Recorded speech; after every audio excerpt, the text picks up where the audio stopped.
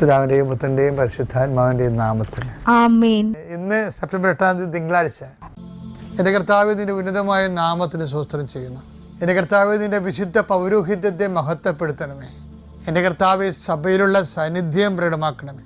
39 വർഷം ഞാൻ അർപ്പിച്ച കൃപാനയുടെ യോഗ്യതയാൽ കൃപാസ്ഥാനത്താരെ ജീവനോടെ പ്രത്യക്ഷപ്പെട്ട പരിശുദ്ധ അമ്മയുടെ മാധ്യസ്ഥത ഇപ്പോൾ പ്രാർത്ഥിക്കുന്ന മക്കളുടെ മേൽ കർത്താവിൻ്റെ ശക്തിയുകട്ടെ. ഇന്നത്തെ നിങ്ങളുടെ യാത്രാമേൽ കർത്താവിൻ്റെ കൃപ ചെയ്യട്ടെ. നിങ്ങളുടെ ചിന്തകൾ, നിങ്ങൾ മറ്റുള്ളവരോട് സംസാരിക്കുന്ന സംസാരങ്ങൾ, ഇടപാടുകൾ, ഇടപഴകലുകൾ, ചർച്ചകൾ, തീരുമാനങ്ങൾ കർത്താവ് അനുഗ്രഹിക്കട്ടെ. മുഖാരഹിതർക്ക് വേണ്ടി പ്രാർത്ഥിക്കുന്നു. വീട്ടിലേക്ക് വഴിയില്ലാത്തവർക്ക് വേണ്ടി പ്രാർത്ഥിക്കുന്നു. വെള്ളം പോലും കൃത്യമായിട്ട് കിട്ടാത്തവരെ സംബന്ധിച്ച് പ്രാർത്ഥിക്കുന്നു.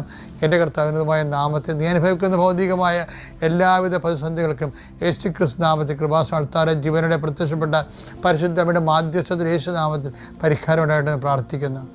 മദ്യപാനികളുണ്ട് ഈശോയെ, കുടുംബത്തിൽ എപ്പോഴും കലഹം ഉണ്ടാക്കുന്നതിന് വേണ്ടി, സ്വന്തം കഴിവുകേടുകളും നിറവുകേടുകളും മറച്ചു വെക്കുന്നതിന് വേണ്ടി, കണ്ടവരുടെ മനുഷ്യൻ്റെ കഴുത്തേ കയറിക്കൊണ്ട് എപ്പോഴും ഒരു ചർച്ചാ വിഷയമാകുന്ന വ്യക്തികളെ ഓർത്ത് അവരുടെ മാനസിക രോഗങ്ങളെ സുഖപ്പെടുത്തണമെന്ന് പ്രാർത്ഥിക്കുന്നു.